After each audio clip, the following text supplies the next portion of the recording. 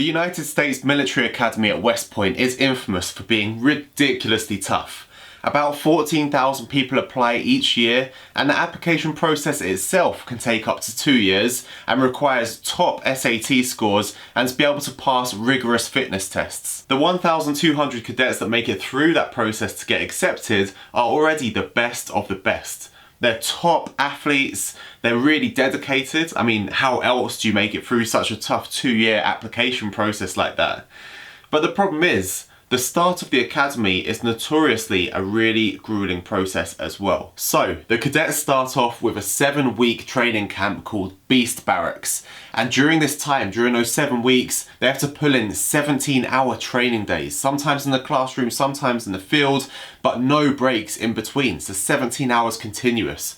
And it's so tough, in fact, that 1 in 5 of the cadets drop out during that 7-week process. But why is it that a fifth of the cadets are dropping out? They've already spent 2 years of their life going through the arduous process of applying in the first place, only to drop out after a few weeks. Surely it's not physical strength, they've already passed the fitness test to be there.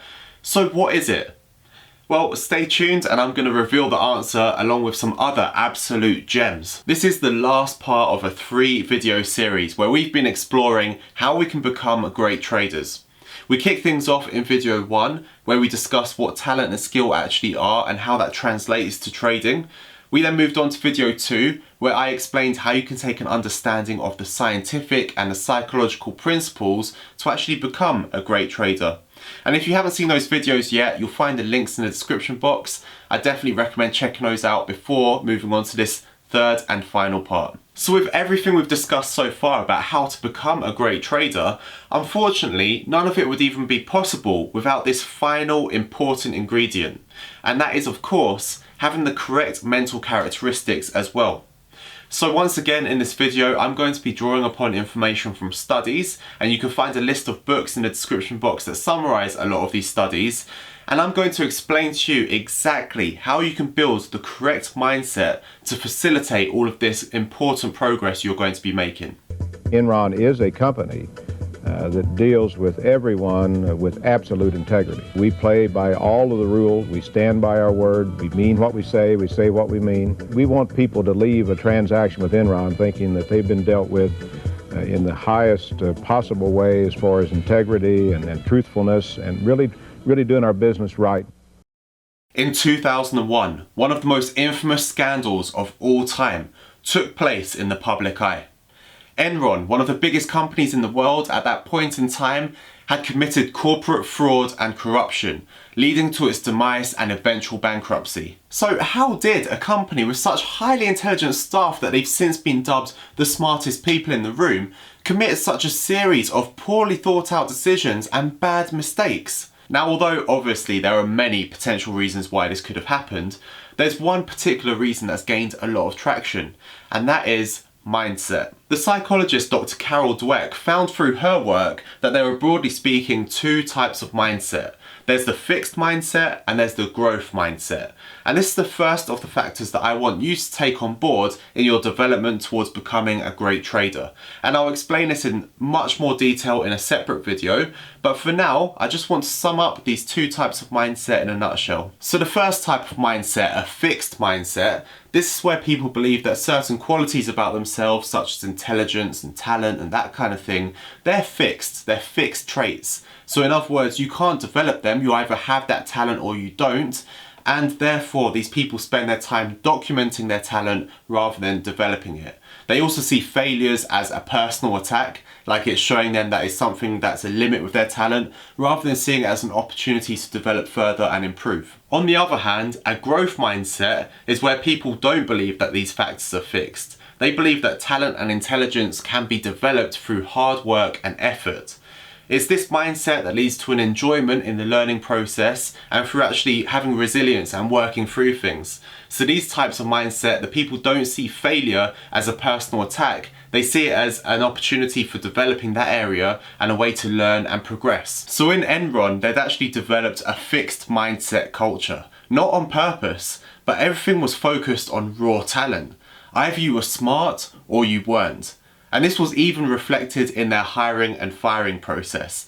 They used to do something called rank or yank, where every year, every single person in the company is ranked, and the bottom 10 to 15%, well, they're yanked, they got fired. And the problems obviously go a lot deeper than that as well, but essentially Enron had built a culture that was all based around not making mistakes. People had to be thriving. They didn't want to be seen as failures or having any shortcomings, even at the expense of their co-workers. And when you look at a situation like that, isn't it easy to see how this corruption and fraud could have taken place? How a situation like that could build and develop when you know that mindset of the people that are working there. And this is something that Malcolm Gladwell wrote about in his article called The Talent Myth, which was in a New Yorker magazine. So let's think about that for a second. Let's think how that affects our trading.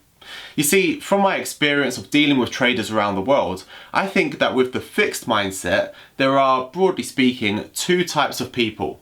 There's the type that have the fixed mindset and that causes them to not want to identify their mistakes that they've made. They don't want to know where they're failing. They just want to look at the things they're doing well. And you have the type of person that they've got the fixed mindset and therefore they don't think they can progress. They don't think they're capable of doing certain things. So let's start with that second type of person, the type that because of their fixed mindset think they're not going to be capable of achieving certain things.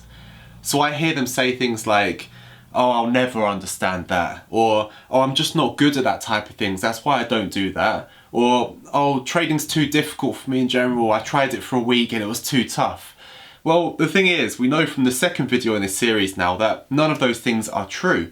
It's actually, the process of building a skill or a talent is a biological process. So it's not something that we're all incapable of doing if you can't do it straight away. It's just something that takes time. Now, I'm sure a lot of you watching this are going to be thinking, that rings a bell. I've said that before, like, oh, this is too difficult, so I'm not going to try learning it.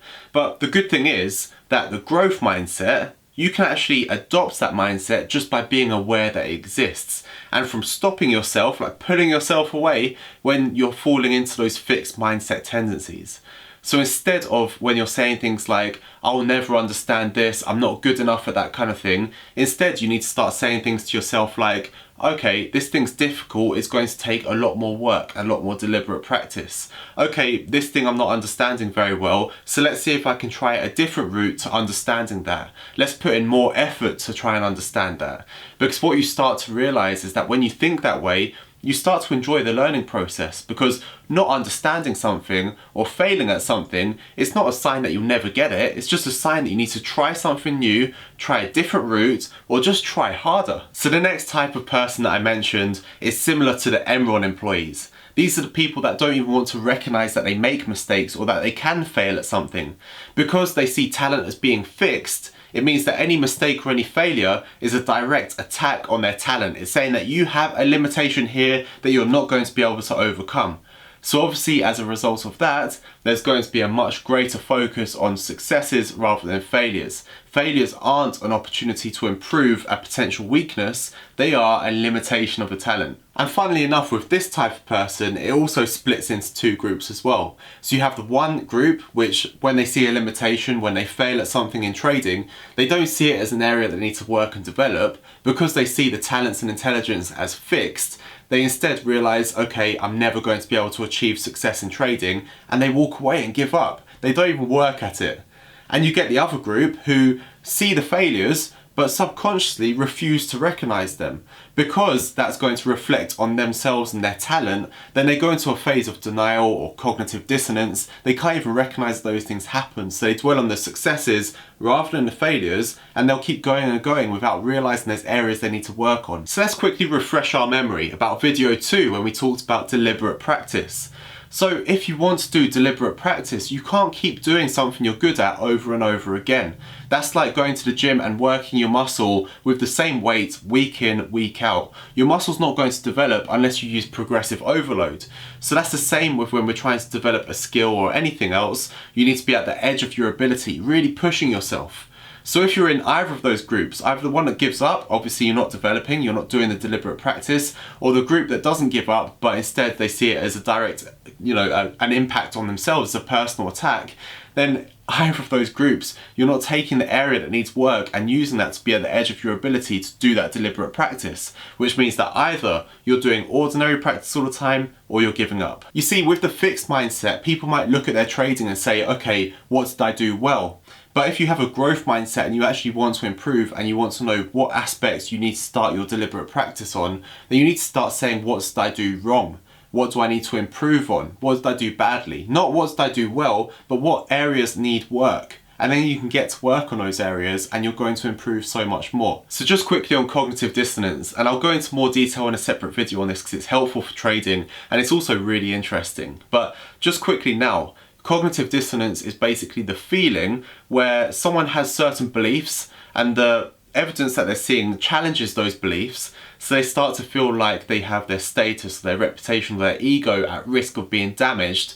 So rather than accepting their failure and saying that what they believed is not true, for example, their ability in trading and then seeing the results in front of them or their failures in the market, rather than believing that, they'll go into like denial and start to find reasons why it's not the case. I see it all the time with trading tools and indicators where someone's using an indicator religiously, and rather than looking at it fairly and looking at the times it failed and succeeded, they only look at the times it succeeded and use that as evidence of why the whole thing works, because that's what they've believed and that's what they've learned. They've put a lot of time and effort into learning that, rather than accepting the truth which is in front of them, that if you break down the stats, it's not so good. Or it's like when someone makes a big call on the market, like go long Euro US dollar, it's going to be an amazing trade, and it starts going against them and against them and against them, and they still hold on saying that they're right because they're holding on to maybe the 10% of information that's showing that it could be in their favour and neglecting the 90% of information that says they're going to go broke if they hold into that trade. And they'll hold on and hold on and hold on till it eventually goes right and says, see, I was right all along, and just try and find reasons why they're right by saying, well, I didn't put a date on when the trade was going to complete and that kind of thing. You see it all the time, especially online with trading gurus and things like that. So be aware of that, especially in yourself, cognitive dissonance. So that's the fixed mindset and the growth mindset in a nutshell. We know that we want to adopt the growth mindset because that's the only way we're going to really progress. So we need to accept that failures and mistakes is an opportunity for learning. We can't take it personally. We know that if we want to develop our skill, we're going to have to put in hard work and effort in our deliberate practice. However, how do you get yourself to commit to that hard work and effort? Having a growth mindset doesn't mean that you're going to commit to it. There's something else. There's another factor at play. And to explain that, let's go back to the story from the start of the video. So remember, at the start of the video, we discussed the cadets at the US Military Academy and how 1 in 5 of them is going to drop out after doing this 2-year application process. They'll drop out within weeks of starting. So what is it that's causing them to drop out and what's causing the others to succeed? Is there something measurable? Is there something that we can define there and figure it out? Well, Angela Duckworth actually discovered it. And what she discovered is that it all comes down to something called grit. One characteristic emerged as a significant predictor of success. And it wasn't social intelligence, it wasn't good looks, physical health, and it wasn't IQ. It was grit. Grit is passion and perseverance for very long-term goals. Grit is having stamina. Grit is sticking with your future, day in, day out, not just for the week, not just for the month, but for years, and working really hard to make that future a reality. Grit is living life like it's a marathon, not a sprint. And luckily for us, we can not only measure grit, but we can also develop it. Right at the end of this video, in the last 1 minute, there's a list of questions. And these questions will allow you to do a self-assessment on your level of grit. So first of all, you're going to see all the questions. And then after that, you'll see the grit scale, so you can figure out how to calculate your grit score and where you rank. It'll be really interesting if at the end of this video you take some time to do that, and then in the comments box just leave me a comment letting me know what your grit score was. I'd be really interested to know that. So basically the cadets that dropped out were very low on the grit scale. They didn't have the passion and the perseverance for a long-term goal, whereas the ones that stayed did. And this is very similar to a 1940 experiment at Harvard University, where they took 100 sophomore students and they asked them to run on a treadmill for up to 5 minutes. The only problem was the the treadmill was incredibly steep and very, very fast. So obviously that task was very, very intense. I mean, some students dropped out after about a minute, some of them did last until over 4 minutes. But the interesting thing was that obviously with that treadmill test, you'd expect that the ones that dropped out early don't have so much grit, and the ones that lasted longer have a high level of grit. And when they tracked these students over the years, the measures of success that they used, they found that the people who stayed on the treadmill longer ended up being more successful in life. And don't you think that sounds very similar to another thing that we've spoken about on this channel before, which is the Stanford Marshmallow test?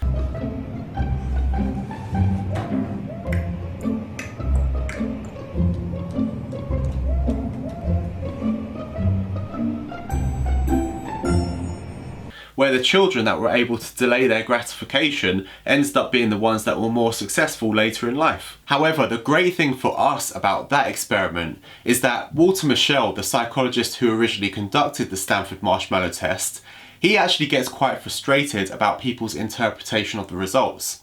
For him, the fascinating thing about it all was not that some of the kids ended up being successful and that was potentially a reflection of whether they were able to delay gratification or not. For him, the fascinating thing was that he was able to alter the outcome of the results based on framing. So remember when I said earlier that with a growth mindset, you can actually adopt it by understanding that it exists in the first place. Well, the same to a certain extent is true of grit as well. So what Walter Mischel said is that when it came to sitting down with the kids before they put the marshmallow there, if he actually spoke to one of the kids and said to them, just imagine that the marshmallow doesn't even exist. By saying that, getting them to imagine it didn't exist, he was able to alter their reality through framing and therefore help the child to wait longer. So they were able to delay their gratification by framing their reality. So in other words, we can train ourselves to have more grit. Which is fantastic news because grit, or effort as it might otherwise be known, is the only thing that appears twice in the equation for how to achieve something. This is something that was also discovered by Angela Duckworth, and it goes something like this. Talent times effort equals skill, and skill times effort equals achievement. So are you starting to see now how everything we've spoken about over the course of this 3-video series is now coming together? It's almost like I've given you the recipe or the playbook.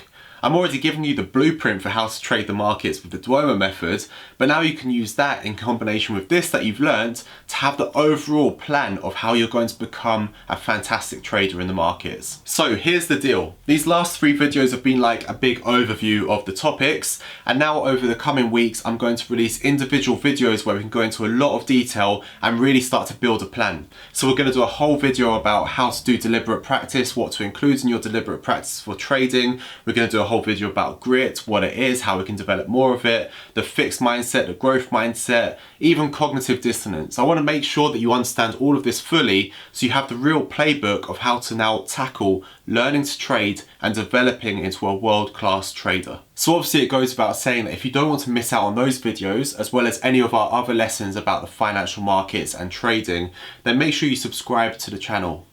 Now, this video series has taken a lot of planning, a lot of time and effort, so if you did like it, if you did like the other videos as well, then please do hit that thumbs up button. I would really appreciate it. And also please do take a minute to leave a comment below, let me know what parts you found most interesting, what parts you found most enjoyable or helpful. Can't even talk anymore. And also don't forget to leave your grit scale score below as well with that comment. So that test is coming up just now. Take a minute to do that, and thanks a lot for watching. I appreciate it. I'll see you soon.